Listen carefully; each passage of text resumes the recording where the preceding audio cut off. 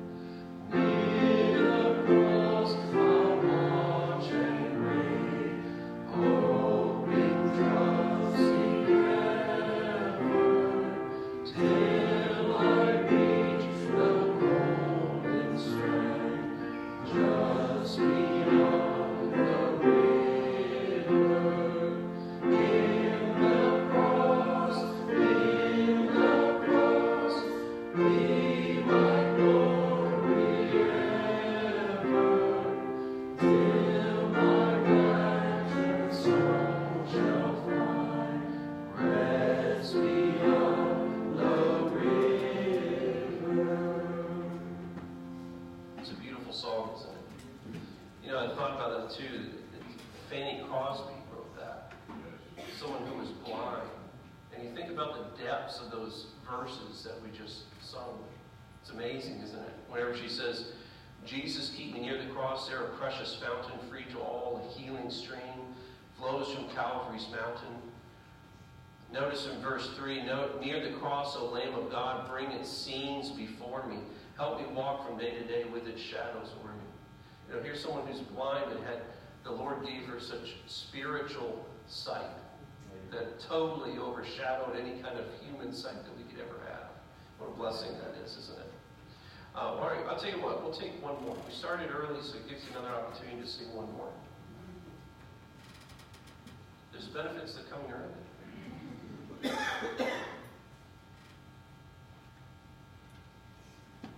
I see Corey. Are you looking for it? I'm looking. It's just something good there tonight. That's right, they want you to get full me, Corey. You won't find something.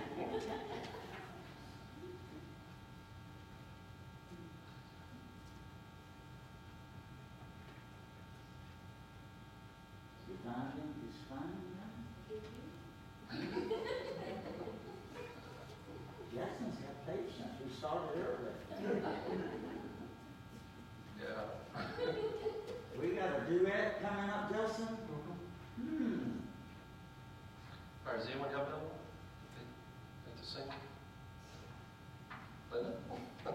Linda never begs. How about Amazing Grace?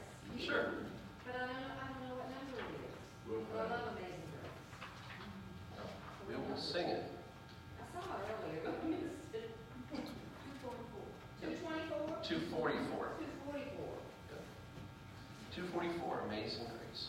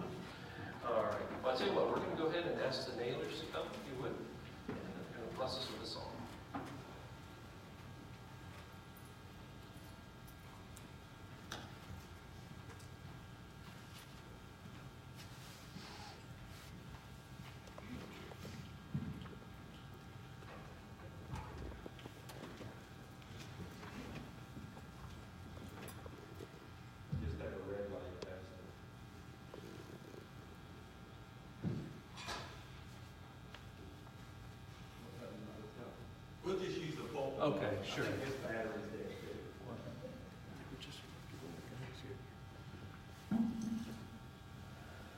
It's good to be here. I was here before Christmas. As the pastor said, I was here on the day all the Poinsettias made their exit. And she was sick, and so she didn't get to come, but we just wanted to come and visit. We don't live far away, and I'm the counterpart to the AIB. I'm a representative of the AIB, so we travel a lot. I'm a former pastor. I'm a full-time state trooper, and so we're just trying to find something to do with all of our free time.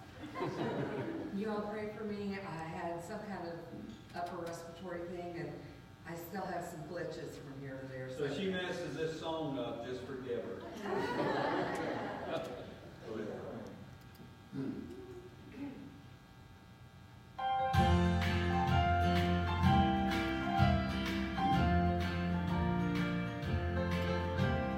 Is this road you're traveling, dark, deserted, or dim?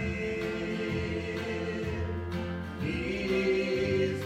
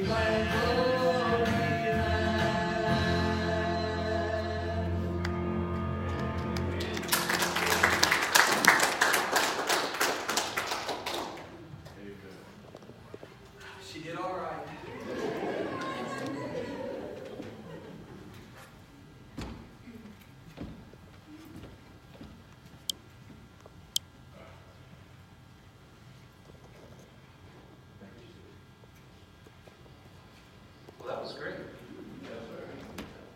That's fine little bus.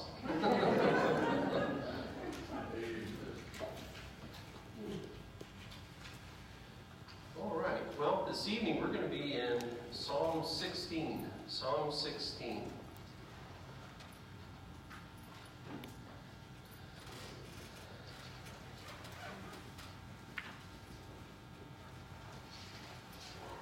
And here, as we look at this portion, only 11 verses in this particular psalm, and occasionally we'll go through various psalms on Sunday evenings. And here in Psalm 16, and just entitled this one, David's Secret. David's Secret. And really we would say that his secret really, and we're going to throw it on out there so it's not a secret anymore, his secret really was, in the end, just his love for God. And realizing that God was his all-sustaining help in every situation. We're going to see that in various other psalms we've looked at over the months and probably the last couple of years. We've seen that as well as we have opportunity to look to them. Here in Psalm 16, let's tell you what, let's read down through the psalm, and then we'll come back and we'll have a few different points we want to throw out there and be able to help us to apply our life through it. And here, let's look in verse 1, and he says, "Preserve me, O God, for in you I put my trust." I don't know what your particular Bible says, but right at the top in mine, it's the title of it is "The Hope of the Faithful and the Messiah's Victory." So this is going to be a twofold thought here tonight, or two different thoughts here we're going to be looking at. Number one is to consider David's trust in the Lord and his preference for God's people. And then also we would say to note the messianic prophecy of the resurrection of Christ. So we're going to look at two different things going on here in this particular psalm. And it's definitely going to apply to us today as well. And so here as we again, beginning in verse 1, he says, "Preserve me, O God, for in you I put my trust." He says in verse 2, "O my soul, you have said to the Lord, you are my Lord. My goodness is nothing apart from you. As for the saints who are on the earth, they are the excellent ones in whom is all my delight. Their sorrows shall be multiplied who hasten after another god. Their drink offerings of blood I will not offer, nor take up their names on my lips." Verse 5 says, "O Lord, you are the portion of mine inheritance and my cup. You maintain my lot. The lines have fallen to me in pleasant places. Yes, I have a good inheritance." Verse 7 says, "I will bless the Lord who has given me counsel. My heart also instructs me in the night seasons." And then verse 8, very familiar verse, probably to most of us. "I have set the Lord always before me, because he is at my right hand. I shall not be moved." Remember one summer when we were down in the wilds with the kids, there was a theme verse for the week, and it was that particular verse. And so he says there once again, he says, "I have set the Lord always before me, because he is at my right hand, I shall not be moved." Quite the verse, isn't it? He goes on into verse 9, says, "Therefore my heart is glad, and my glory rejoices. My flesh will rest in hope. For you will not leave my soul in Sheol, nor will you allow your Holy One to see corruption. You will show me the path of life." So here as we begin, and the first thought we're going to look at this evening with this, and this is from verses 1 through 4, we see the Lord is his Lord. I know the last psalm that we pointed out, and in most of the psalms we point that out, and he has the same theme, is that he points it out that the Lord is his personal God. He is his personal Lord. And that's no small matter. And as he begins, he says, "Preserve me, O God, for in you I put my trust." So the Lord is his Lord. He says, "Preserve me, O God, for in you I put my trust. O my soul, you have said to the Lord, you are my Lord," there in verse 2.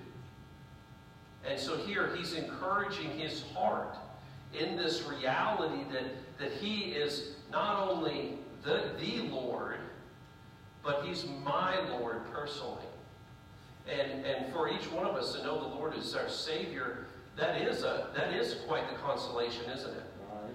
It's a blessing to know that universally, as far as the church, that God is the Lord of the church, that he is the church's Lord. But then personally, to be able to understand the concept but he is my Lord personally in my life. He wants all of the attention from me given to him personally, not just corporately, which he does, but personally. And that's a blessing to be able to realize that this Lord has a direct involvement in my life and wants to the point that he came and died for us. That's a blessing, isn't it? So as we look at this and we think about this first point here, he's his refuge in life, first of all, in these first 8 verses, really. But first of all, we're seeing here that the Lord is his Lord, personally. So we see here it's really an introductory plea for God to preserve him. Notice he says, "Oh, my soul, you have said to the Lord, you're my Lord." He's encouraging him here, but he also starts off in verse 1 by saying, "Preserve me, O God, for in you I put my trust." So he's actually asking this plea for the Lord to preserve him, but also for he has placed his trust in God. So he's asking something from God, but with the reality that the reason he's asking this is really he's backing it up with the realization that, hey, I really have been pleasing you. My heart is driven towards pleasing you and living for you. And so in so doing, he's asking and beseeching the Lord to help preserve him. So here also we would say underneath this thought, as far as the Lord is his Lord, not only is an introductory plea, but also the Lord is his Lord, and then those who hasten after another God. Notice this aspect. So he says there in verse 2, he says, "You are my Lord, my goodness is nothing apart from you." He goes on to make comment that anything that he has, any goodness that he has about him, it's not in David, but it's in God, what God has done, what he's continuing to do, and what he will do in his life. He's acknowledging that. And so he says, "My goodness is nothing apart from you. As for the saints who are the earth, they are the excellent ones in whom is all my delight." So here we see this is exactly what he's being encouraged with. Notice, I think it's important there to point out there in verse 3 where he says, "As for the saints who are on the earth, they are the excellent ones in whom is all my delight." You know, there's a lot of different things. There's a lot of different individuals that would probably vie for our attention and our focus. And even in the every average day-to-day basis, there's individuals we come in contact with that we maybe have to have fellowship with as far as in just day-to-day communication and these types of thoughts. But notice David's words here where he says, "As for the saints who are on the earth, they are the excellent ones in whom is all my delight." As we have and we live our lives outside of these four walls, we should be a witness, absolutely. And that should be our goal, our objective, with the opportunities the Lord gives to us. But also there's the blessing here tucked into these verses where he's talking about the saints, God's people. And we think about what a blessing God's people really are to our lives. And notice he says, "As for the saints who are on the earth, they are the excellent ones in whom is all my delight." We look at even the church. Our church is being able to come and fellowship, not only just the fellowship, which is great, but what is the fellowship really rooted and grounded in? It's not just for the sake, and I say that facetiously sometimes, but it's not just like a moose lodge. It's the coming together as fellow believers to be strengthened in God and in his word through his Spirit. That's why we're here.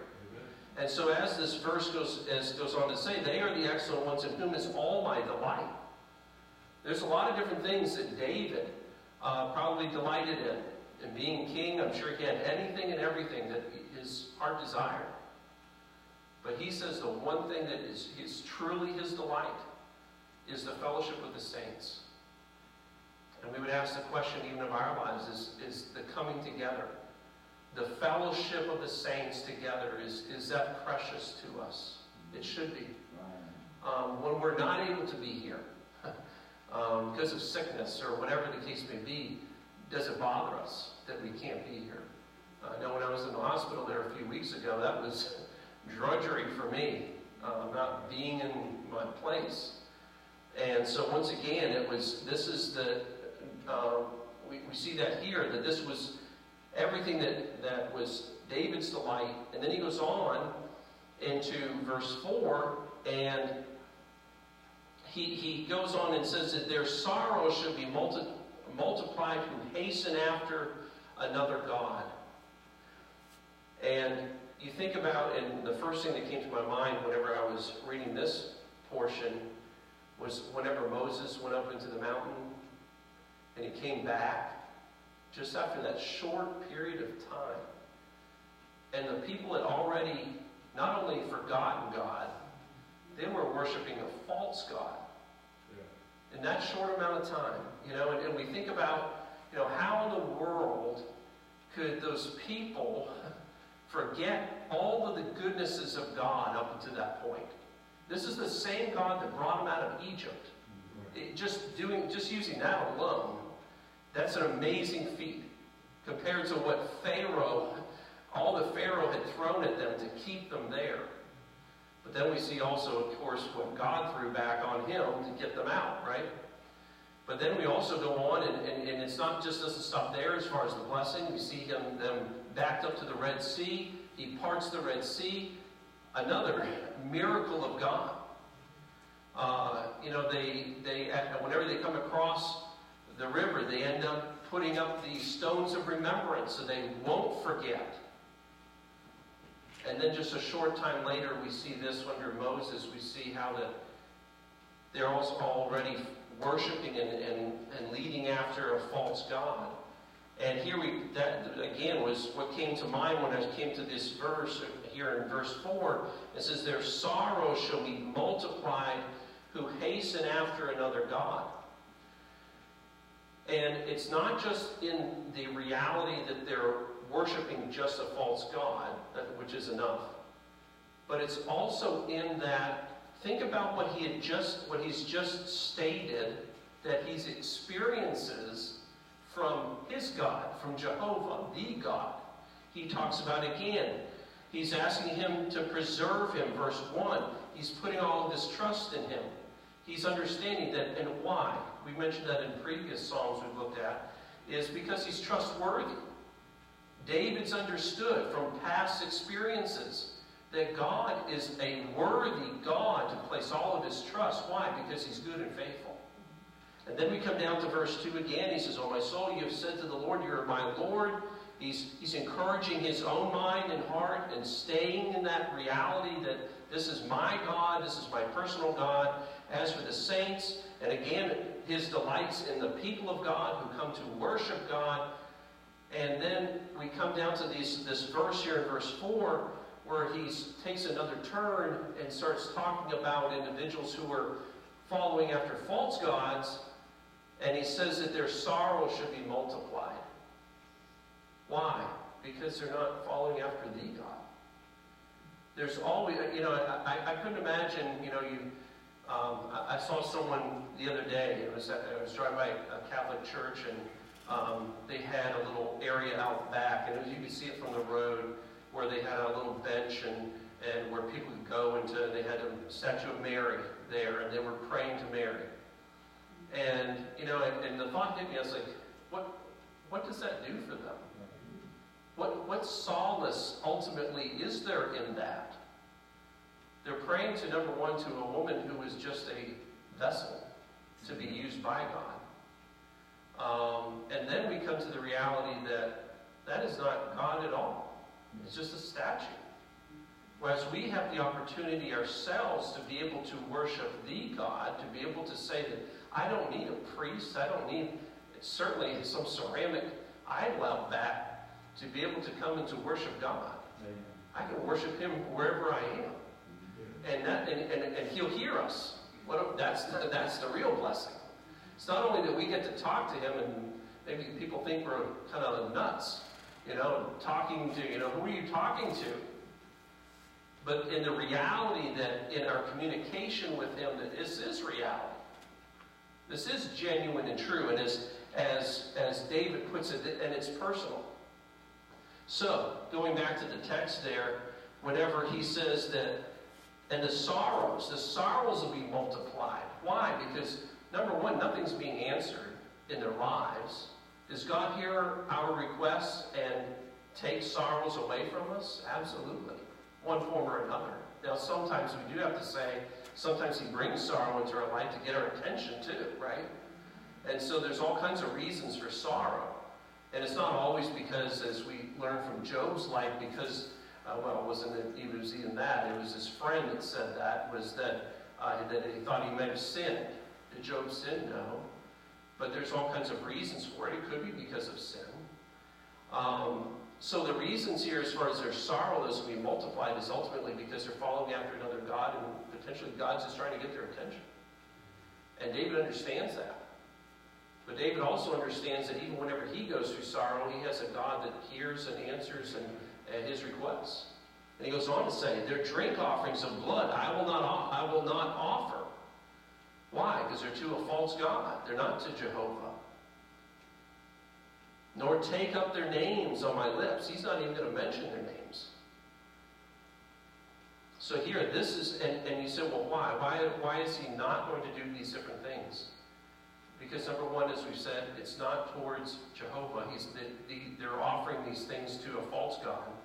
And then at the end of verse 4, where he says, nor take up their names in their lips. Why? They're false gods.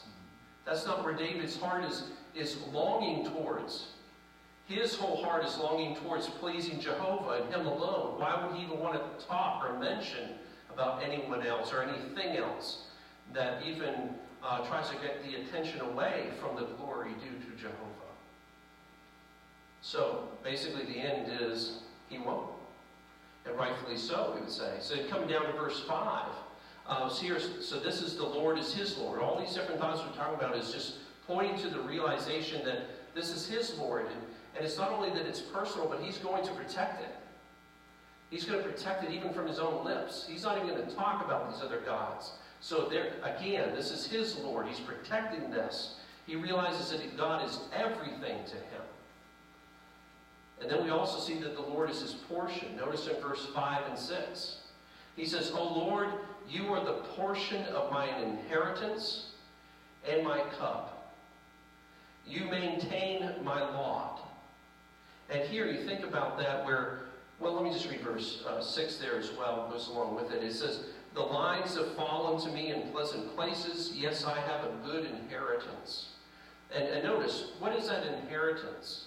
Inheritance isn't what we're talking about. When we think about inheritance, like a bunch of money, that your uncle or aunt left you. Our inheritance is from the Lord. Is the Lord actually himself. And even in our salvation that he's given to us, and he says, oh Lord, you are the portion of my inheritance and my cup. You maintain my lot. He's saying that he's giving praise here, in essence, to the realization that everything that he has.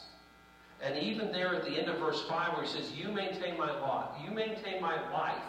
In every aspect, he is the one that's maintaining and keeping him in himself.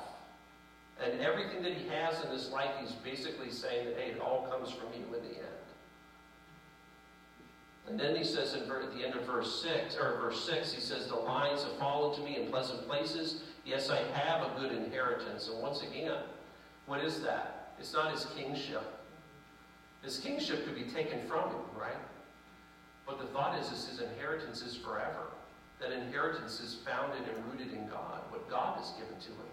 And if we know Jesus Christ here this evening, that inheritance we can participate, we have participated in. As individuals, as we give invitation, as we, each week, we give the invitation. Why? So that individuals will have the opportunity to participate in this inheritance that God has so graciously given to us. So we see that the Lord is his portion here in verse 5 and 6. He says his inheritance of his cup. He maintains his lot. Verse 7 and 8, we see that the Lord is his strength. He says in verse 7, I will bless the Lord who has given me counsel. My heart also instructs me in the night season. I have set the Lord always before me, because he is at my right hand. I shall not be moved. I was thinking about this there at the beginning of verse 7, where he says, I will bless the Lord who has given me counsel. You think about David as a king, or you think about a president today, they're surrounded by various counselors, right? Various individuals who are there, and that's their job, to give them counsel. And you're hoping it's going to be good counsel and not bad counsel. And here, notice what David says. He says, I will bless the Lord who has given me counsel. I can't think of a better, person, but it was talking about the Lord. The Lord would be the best individual that I would know that I'd want to go to for counsel. Man may fail us. Man may give us bad counsel. Maybe not even trying to, but inadvertently maybe give us bad counsel. And so this is the thought that he says that ultimately he goes to the Lord for his counsel. And rightfully so. You think about David, and it says a lot about him and his life, and not only personally but spiritually. A lot of different kings could go to their head. And a lot of kings that did. where they thought that they were the man. You know, really in the end, that was almost Saul's heart in the end, because of how Satan actually took hold of him and even tried to depose David from his rightful heir to be the rightful heir of the kingship. But yet he says here, he says that the Lord is his counsel. He's looking to the Lord. He's not looking to himself. He's not looking to his own abilities or any other man ultimately to govern, but he's looking to the Lord. And we would say that that's exactly how we should approach the Lord too in our lives. You know, I would encourage you to have great friends. Surround you with great Christian friends. People that you can confide in. But ultimately, when it comes down to it, my counsel personally, your counsel personally, should come from the Lord. First and foremost. Then he comes down in the end of verse 7 and says, my heart also instructs me in the night season. You know, I think about, I'm sure there was nights whenever David couldn't go to sleep. I'm sure there's nights like that for you and me. Whenever, there's maybe some big situation going on. I know that your DAIB is going to be up against it this coming at least a couple of years. So there's going to probably be a lot of nights. There's going to be looking to the Lord and Brother Aleph as well. So be praying for these gentlemen. And you think about each one of our lives. There's something, I'm sure, that comes up from time to time that keeps us up, that we're either worrying about and not truly placing our complete confidence and trust in God. But yet here David, and even if we are, I might put that as an aside, even if we are, still we're humans, right? And sometimes that can overwhelm us. But yet David also gives credence to this here in verse 7, which says, my heart also instructs me in the night season. But what is his heart? It's not his heart personally. He's given his heart over to the Lord. The Lord is the one instructing his heart. So therefore he's saying that his heart's instructing him in the night season. It's ultimately God that's doing this through David, encouraging his heart, directing his heart. I'm sure there was, especially as king, there's time after time whenever there was maybe some type of decision that had to be made or whatnot. And the idea was that there was a decision probably had to be made the next day. So he looked to the Lord. The Lord was the one that was his counselor. Then he says in verse 8, he says, I have set the Lord always before me, because he is at my right hand, I shall not be moved. That is, and I know we mentioned that, that about as far as at the wilds and whatnot, but that would be a great verse just to put over our doorposts at home, wouldn't it? As before we walk out the door, to be able to realize the reality of this verse, to be able to realize what it's saying. It says, I have set the Lord always before me in every situation of life. David's saying that I'm placing the Lord, as he's already mentioned, his counsel, his direction in my life, no matter what it is, big or small.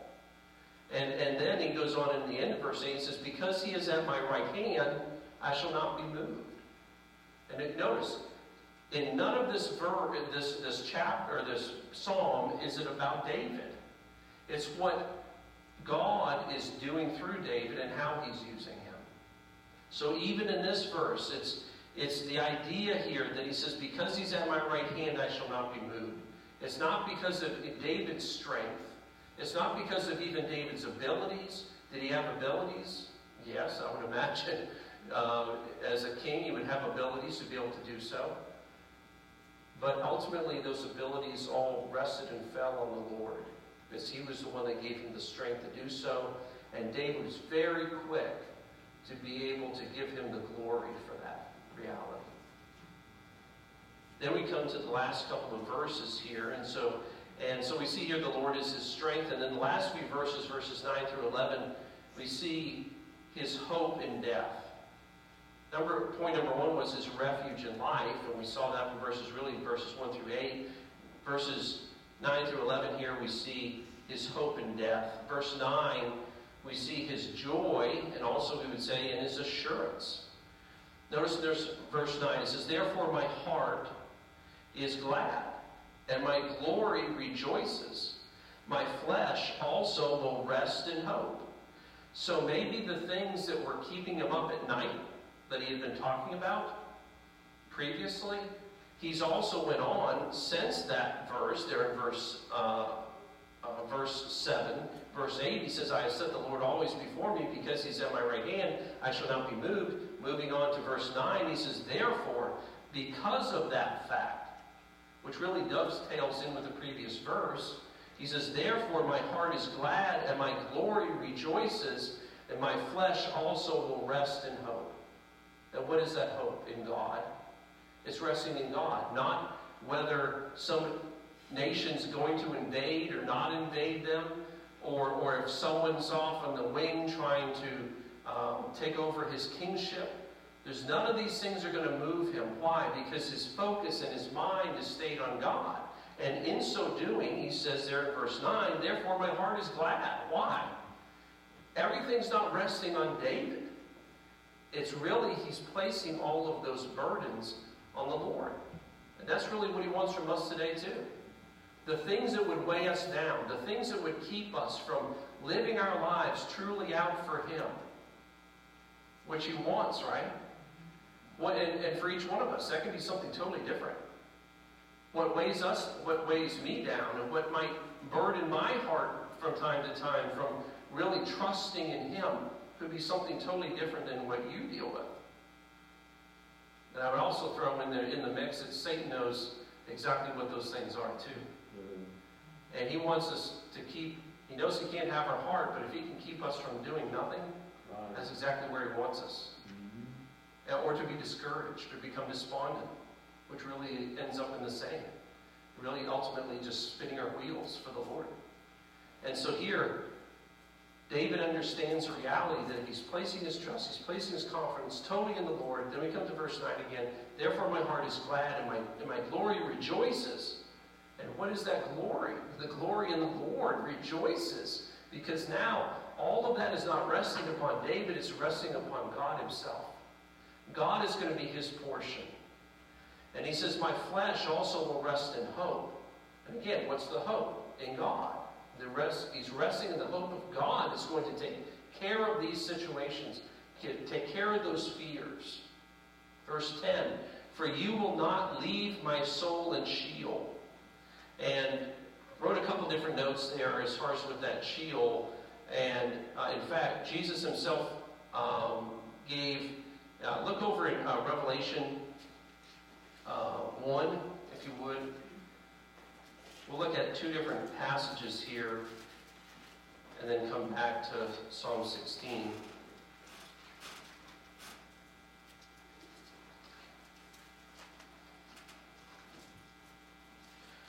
Revelation 1 and verse 18.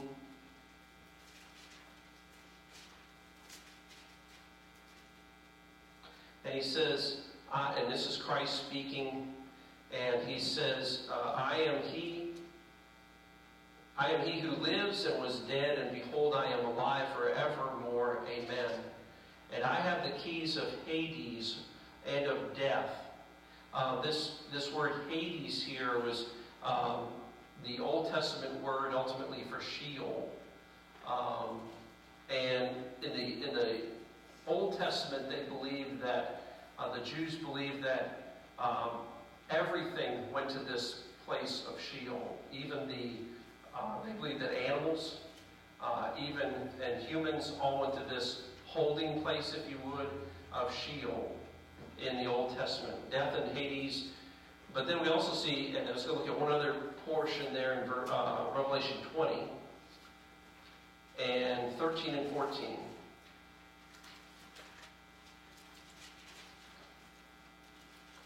Revelation 20, verses 13 and 14. Talking about the great white throne judgment here at this portion. And he says in verse 13, he says, the sea gave up the dead who were in it, and death and Hades, or Sheol, delivered up the dead who were in them, and they were judged, each one according to his works. Then death and Hades were cast into the lake of fire. This is the second death. So here, this is the same word Sheol, or Hades is really one and the same as far as in the connotation or the wording. And then as he says there in verse 10, he says, "For you will not leave my soul in Sheol, nor will you allow your Holy One to see corruption." And this is actually, if you notice there, where he says your Holy One, notice that's capitalized. And this is also foreshadowing of Christ who is to come. And he says, "Nor will you allow your Holy One to see corruption." Talking about even Christ himself, who in those verses there in Revelation basically gives up. He's the only one that has the power to be able to raise those out for judgment. He's the only one that has the power over Hades or Sheol, if you will. So he says here that you will not leave my soul in Sheol. Also, he's giving credence here to the fact of even, and it's not only just the place that they believed in, but here even in his own heart, in this place of despair, and that's really what Sheol was to them at that point. It was a place of despair and that type of thought going on. And so he says he's not going to leave him in this position. And he says at the end of verse 10, he says, "Nor will you allow your Holy One to see corruption." And he says it in verse 11, the last verse, he says, "You will show me the path of life." So here it's also a foreshadowing, and we mentioned that in the beginning, as far as with Christ and the resurrection. God will not leave his soul in Sheol, and God will not allow his Holy One to see corruption as well. And we know that and that's true. Why? Because he was resurrected from the dead. He's no longer in dead. He was resurrected back to life, and we know that he's in heaven today. And then we see in verse 11, he says, "And you will show me the path of life." And so here, God will show his path of life. In his presence is fullness of joy. We also know from this verse that at his right hand are pleasures forevermore. And he knows that one day he's not going to leave his body in a place of despair or despondency, or ultimately it's away from God himself. But he's saying that he's going to be able to live just as Christ was risen from the dead and is at the right hand of God the Father, how that he will one day be with God forevermore as well. And this is the same God that he's placing his trust in, his confidence in, that he's been mentioning all throughout this whole passage. Daily, he understands that in the end, he's not going to leave him hanging. He's going to keep him in perfect peace, and as we mentioned, his right hand, there are pleasures forevermore. We understand that, and that's not only just in eternity to come, but it's also in our giving our lives over to him while we're here. There's pleasures in doing that. There's joy in doing that. Going back there to verse 8, once again, let's go look at that verse one more time, where he says, "I have set the Lord always before me, because he is at my right hand. I shall not be moved." That was really his saving grace, if you will. That's what drove David. That's what helped him to be able to understand that the peace that he can have in Jesus Christ, not only here in this life, but that's going to be expounded upon throughout all of eternity. We're going to have, and he's stopping, and we've mentioned that before from time to time when we're talking about heaven, but to be able to just pause and think about what that's going to actually be like. Not just the surroundings, but to be with our Savior. This Savior that sustained us all along the way. As David's talking about, the one that sustained us in the night seasons and given us counsel and given us direction. This same Christ, we're going to be able to spend all of eternity with, serving him. What a blessing that is. And David understands, and he's trying to help guide and help our hearts to be able to understand that this is the same God that, as he says in verse 1, to preserve me. He's the one that's preserving us. daily. It's not just at the point of salvation, but he preserves us each day that he gives to us. And what a blessing that is to be able to take counsel in, and trust that that's been a blessing to you this evening, even going through this psalm, and I know going through it even this past week, and just be able to pick out these various truths, and be able to realize that this isn't just a psalm for David, but just like how he was talking about that the saints on the earth there in verse 3 or verse 2, where he says that, or verse 3 is, for the saints who are on the earth, they are the delight. His word should also be our delight. So it's not only just the fellowship and the saints, but ultimately his word should be our true delight, and it was to David. So he asked the question, is it the same delight to us today? In our hearts, do we delight to hear his word? Do we delight to not only hear it, but apply the truths that we hear? And that's exactly what God wants from us, isn't it? Well, let's close our word of prayer as we end tonight. Now, one question. Yes. Is that what them Catholics base that thing on that number 10 verse? That they can Like with Sheol. Yeah. There's talking about Sheol. Yeah. Yeah, they believe, they take it a little more in depth. I actually put that in here too. They believe also like in purgatory. But they also believe for children it's limbo, they call it.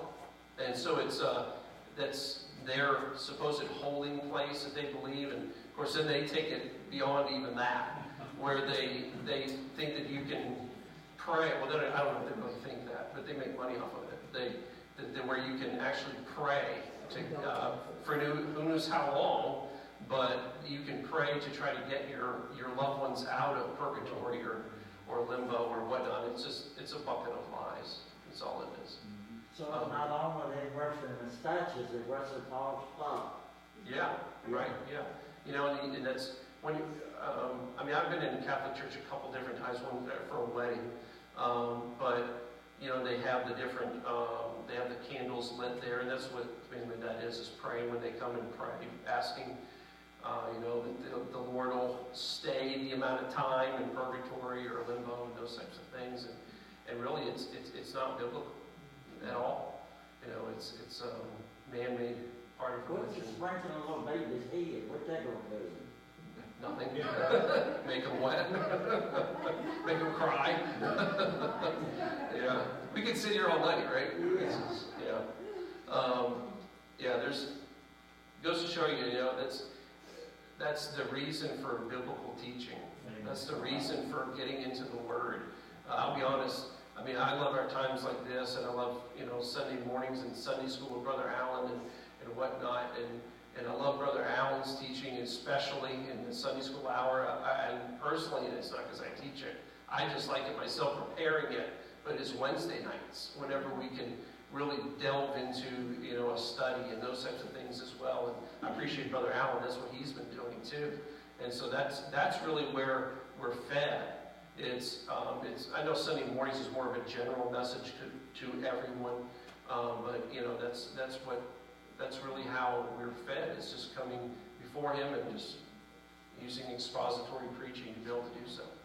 And that's how we learn what we're to do and not to do, what error is and what is not, right? Well, that's a big organization at Catholics. Yeah.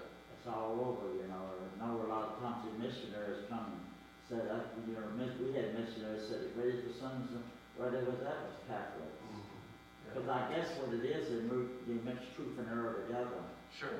Yeah. And that's what you come in as that's where you get confused. Right. Yeah. Of course, that's where, I don't get into all that tonight, but that's where, we would say the Reformation came from. Was out of that was, Martin Luther and others, that realized that, hey, this isn't right. This is, ultimately error that they're preaching and teaching, So, yeah. But you gotta get home to your little baby and wife, so you gotta go. Okay. On that note,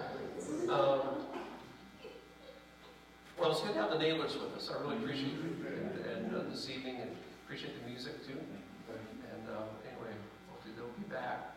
So, well, let's close our word of prayer. It's good to be here this evening and feed on His Word, isn't it? Father, thank you so much just for the opportunity to be in your house once again tonight. Thankful, dear Father, for the freedom to be able to do so. We don't know what's right around the corner. Only you do. But we're thankful, dear Father, today for the freedoms to be able to that we do have in this country, to be able to come and without hindrance, without fear. And I pray, dear Father, that you just help us even into the future to be able to praise you, dear Father, for the freedoms that we have to be able to be here even this evening. Pray, dear Father, that you just help us even as we've went through this study, that it wouldn't just be mere words from a book, on the pages of a book, to be truths that we can sink deep into our hearts, just as David, just as we read, dear Father. What a blessing this psalm is to our hearts to be able to realize that our stay, our confidence is not in us, it's not in our flesh, it's not in our quote-unquote perfect surroundings, but it's only in you. Everything that we have is from you. We give you glory for it, dear Father, for who you are and what you do so graciously provide for us. And ultimately in our salvation, we're thankful, dear Father. We know that if it wasn't for your grace, if it wasn't for your mercy, just like you gave David mercy after mercy in his life, and you do the same for us. And if it wasn't for that, we wouldn't even be here tonight. So we're thankful, dear Father, how that you work in our lives, you speak to our hearts, dear Father, through your word, through your Spirit. And I pray, dear Father, that you continue just to do a work in our hearts in the days ahead, and we'll give you the glory for it. And we ask these things in Jesus' name. Amen. Justin, what was that song you were telling me was one of your favorite songs? Because one time you were